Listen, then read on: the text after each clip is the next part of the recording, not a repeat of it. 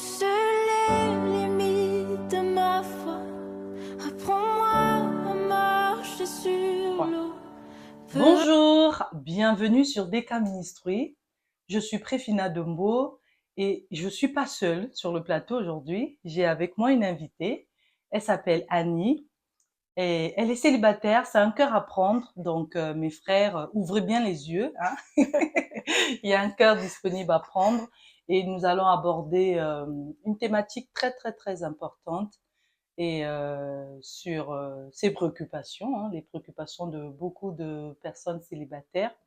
Et Annie, bonjour, Bonjour, mon comment Christina. tu vas? Je vais très bien par la grâce de Dieu. Amen, amen, amen, amen. Alors Annie, quelles sont tes préoccupations? Je t'écoute, dis-moi tout. Alors, beaucoup de préoccupations parce que après la vie, il me semble qu'on est amené à évoluer. Mm. Et aujourd'hui, je suis à un stade de ma vie où je me pose plein de questions sur le mariage. J'aspire à me marier. Ok. Et aujourd'hui, voilà, comme je disais tantôt, j'ai beaucoup de questions orientées sur le mariage. Déjà, mon statut actuel, je suis célibataire et j'aimerais en fait savoir comment il faut être épanoui déjà dans sa vie de célibataire pour pouvoir être épanoui dans son mariage.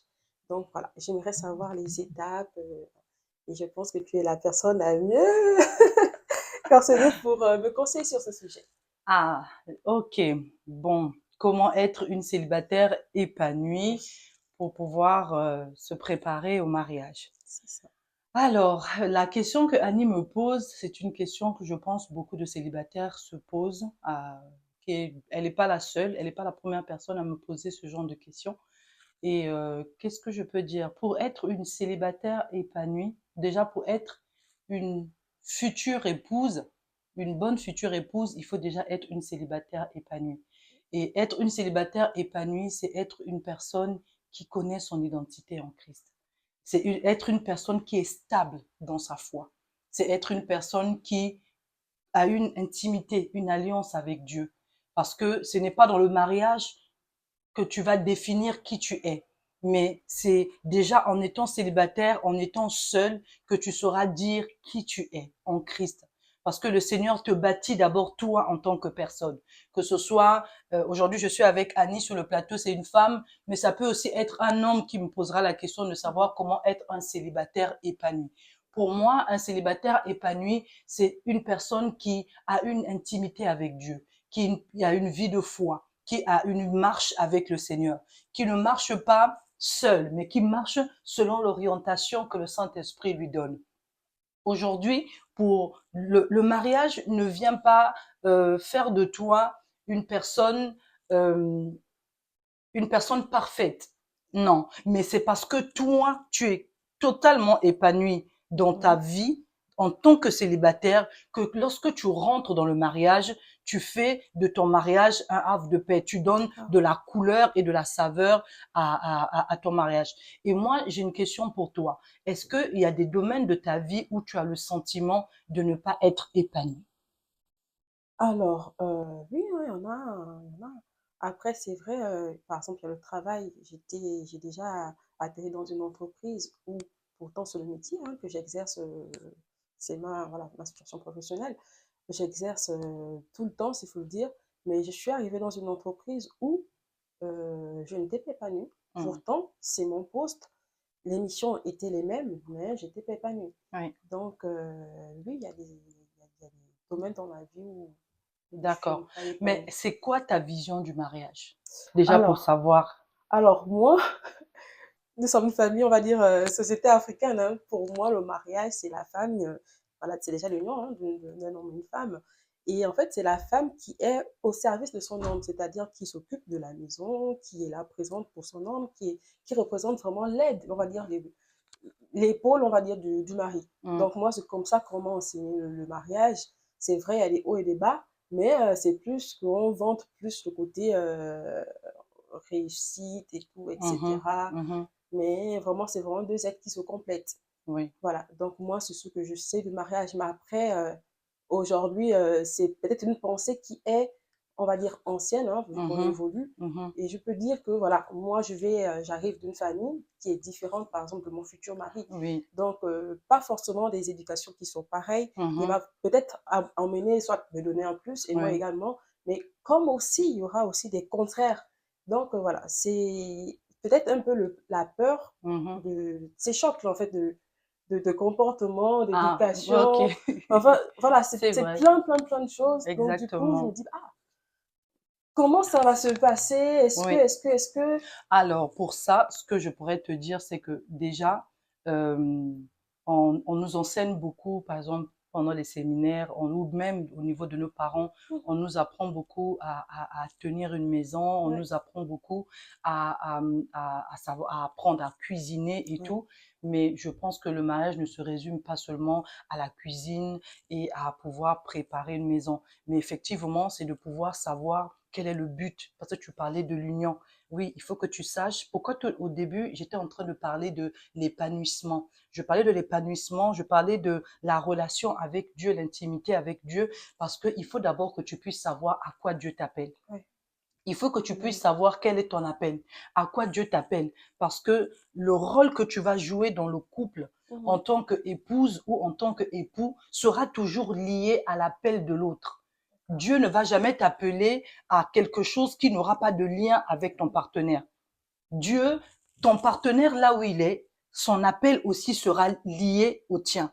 Et Mhm. lorsque vous allez vous mettre ensemble, vous allez, à un moment donné de votre parcours, vous rendre compte que vos deux appels sont en train de se joindre Ouais. parce que le Seigneur vous appelle à aller dans la même direction. Mhm. Mais si tu ne sais pas qui tu es en Christ, dans le sens où tu ne sais pas à quoi le Seigneur t'appelle et que tu ne travailles pas à pouvoir préparer cet appel, tu vas être tu vas être déstabilisé dans ton couple parce que tu seras en train de vivre à l'image de l'autre. D'accord, Tu ok. seras, pour généralement les femmes, avec la notion de la soumission. On a souvent cette tendance à penser que la soumission, c'est être écrasé. Et l'homme commence à t'imposer des choses Mhm. qui devraient normalement, qui sont parfois à l'opposé de l'appel que Dieu a pour ta vie. Mais lorsque tu connais ton appel, lorsque l'autre aussi, ton partenaire, est correctement positionné aussi dans la conscience de son appel, mais il ne vient pas t'écraser, D'accord. mais il vient pour pouvoir te bonifier.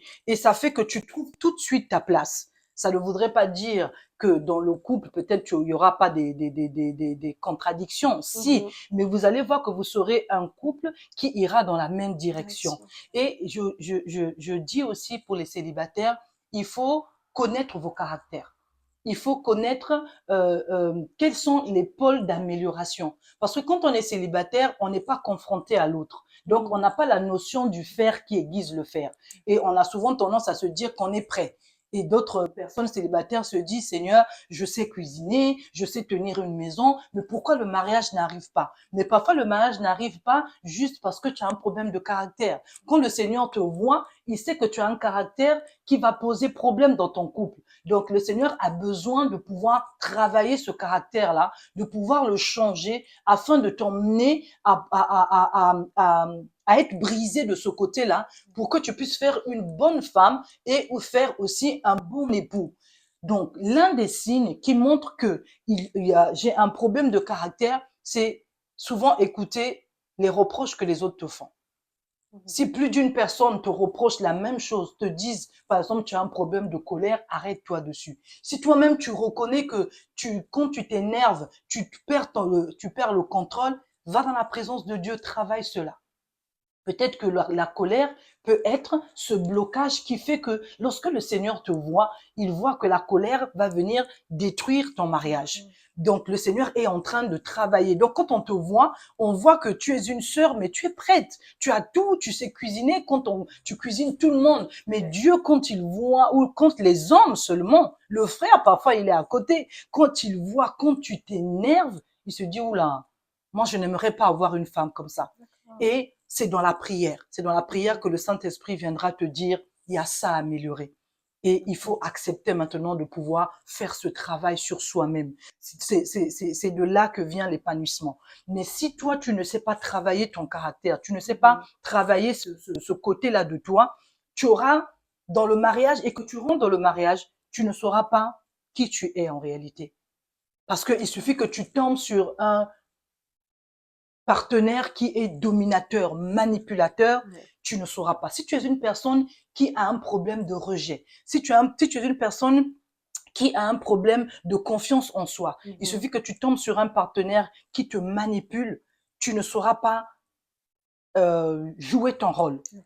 Parce que aujourd'hui, il voudra que tu sois A, tu vas être A. Demain, il voudra que tu sois B, tu vas être B. Alors que le mariage n'est pas censé te changer.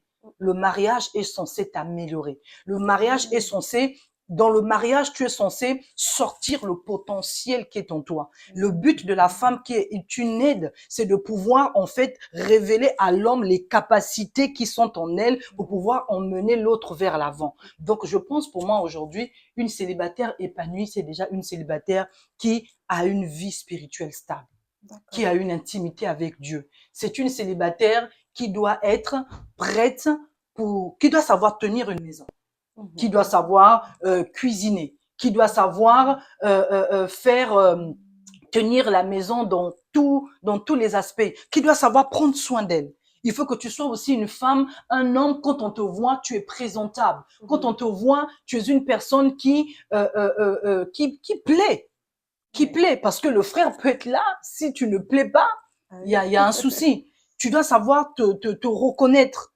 Tu dois être sûr de ton identité. Quand David disait qu'il était une créature merveilleuse, parce qu'il en avait l'assurance d'être une créature merveilleuse. Il faut que la parole de Dieu soit une vérité pour toi. Il faut que tu saches que tu n'es pas n'importe qui, pour éviter que les autres puissent te dire qui tu dois être. Parce que si tu n'as pas cette stabilité émotionnelle en toi, que tu vas puiser dans la parole de Dieu, mais tu seras une femme instable. Tu seras une femme qui va manquer de confiance dans le couple. Tu seras une femme qui ne saura même pas en quoi elle va être une aide pour son mari. En quoi elle va être une aide pour son mari. Et il y a tellement de choses à dire. Et est-ce que tu as une autre question, une autre préoccupation par rapport à ça, ou est-ce que tu as quelque chose à rajouter? J'ai été claire. Oui, tu étais vraiment claire.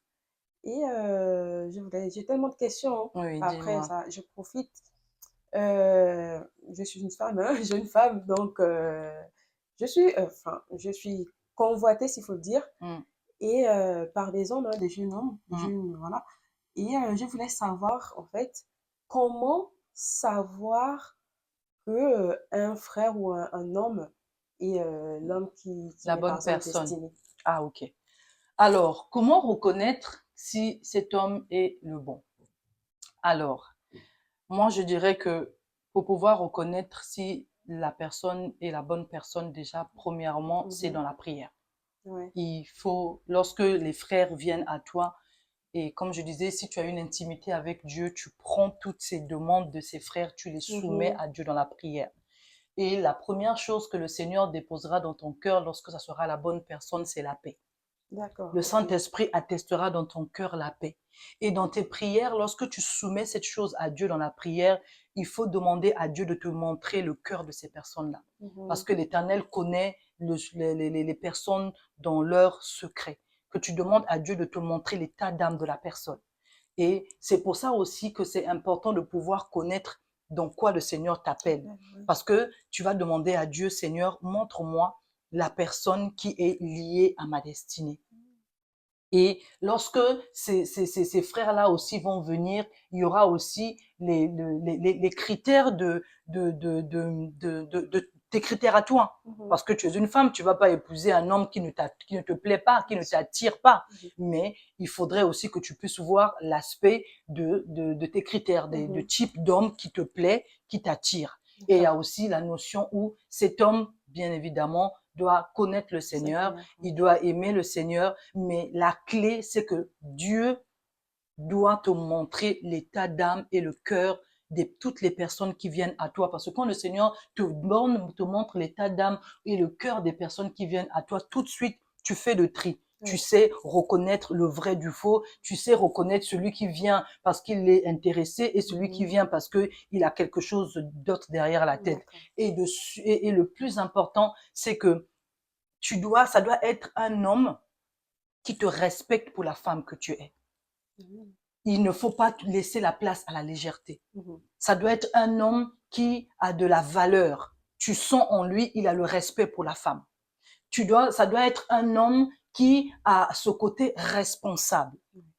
Et tout ça, ça sera dans les échanges. Il faut apprendre aussi le temps d'échanger avec ses frères. Il ne faut pas les rejeter tout de suite. Il faut avoir le temps de parler avec eux, leur demander leur centre d'intérêt. Et à chaque fois que tu as des échanges avec eux, tu vas soumettre la chose à Dieu. L'erreur à ne pas faire et à éviter, surtout pour les célibataires, c'est de pouvoir d'abord mettre les sentiments et après consulter Dieu. Et là, c'est difficile après de faire le choix. Mais quand on a des frères qui viennent à nous ou il y a des sœurs qui nous abordent, il faut d'abord consulter Dieu. Et une fois que le Seigneur commence à affiner, commence à réduire la liste de toutes les personnes, un peu comme avec les disciples, au début, le Seigneur, il y avait 70, mais quand Jésus-Christ a dit que ils vont commencer à boire son sang et manger son corps, la Bible nous dit que les gens ont commencé à se retirer. D'autres disciples ont commencé à partir. Et c'est là où il était resté avec les 12. Donc, dans la multitude de frères qui viennent, et en fonction de l'attitude de comment tu vas parler avec eux, tu seras déjà en train de faire un filtre. Et tu dois d'abord mettre Dieu, consulter Dieu avant de mettre les sentiments. Et une fois que le choix est là, c'est en ce moment-là que tu mets maintenant les sentiments. C'est en ce moment-là que tu commences maintenant à y mettre ton cœur et à voir si le frère te plaît. Donc, c'est vraiment le moyen par lequel c'est les astuces ou bien l'un des signes. Et après, il y a des gens qui fonctionnent aussi par des signes. Moi, personnellement, c'est bien les signes, mais je sais que l'ennemi aussi joue par les signes. Et pour moi, je me dis, le témoignage intérieur, c'est vraiment, et la paix dans son cœur, et c'est vraiment des clés, des choses qui aident à pouvoir savoir et ne pas courir. Parce qu'avec le temps, quand une personne est pure, il est pur. Et le Seigneur, quand tu te confies à Dieu, Dieu te donne un cadeau. Et tu as d'autres questions, d'autres préoccupations aussi? Je pense que là, pour l'instant, je vais me contenter d'abord Ah, de ce que super. j'ai pu recevoir. Et merci beaucoup. Donc, pour conclusion, enfin Oui. pour conclure, Mhm. si je peux résumer, donc pour être on va dire une célibataire épanouie ou encore une femme mariée épanouie, il faudrait d'abord, dans un premier temps, discerner son appel. C'est bien cela. Donc, discerner son appel. Également, travailler sur son caractère pour ceux-là qui... D'accord, ok. Exactement. Parce qu'après, ouais, c'est important parce que nous, les jeunes, on veut juste foncer. Oui. On dit c'est le mariage, donc on oublie toutes ces étapes-là. Exactement. Et c'est lorsqu'on arrive dans la situation que nous, voilà. Et vraiment, merci beaucoup, maman Préfina. De rien. Ça m'a beaucoup édifié. Amen. Amen. Oui, voilà, comme elle a su le résumer, pour être une célibataire, pour aspirer au mariage en tant que célibataire, il faut déjà être une célibataire épanouie, une célibataire qui connaît son appel, l'appel que le Seigneur a pour sa vie, une célibataire qui a une intimité avec Dieu et savoir tenir une maison, être propre, être présentable, être attirant et être accessible. Ah, il y a ça aussi. Tu vas pas prier et être fermé. Il faut que tu sois accessible. Et aussi, comme on a dit tout à l'heure, pour reconnaître le bon, c'est dans la prière d'abord et après on met les sentiments plus tard. Vraiment, j'espère que cette capsule vous édifiera. Il y a beaucoup de choses à dire et aujourd'hui, avec mon invité, on s'arrête là. Nous vous souhaitons une excellente journée bénie et bienvenue sur DK Ministry. Bonne journée. Bye. Bye. Saint-Esprit, l'eau peut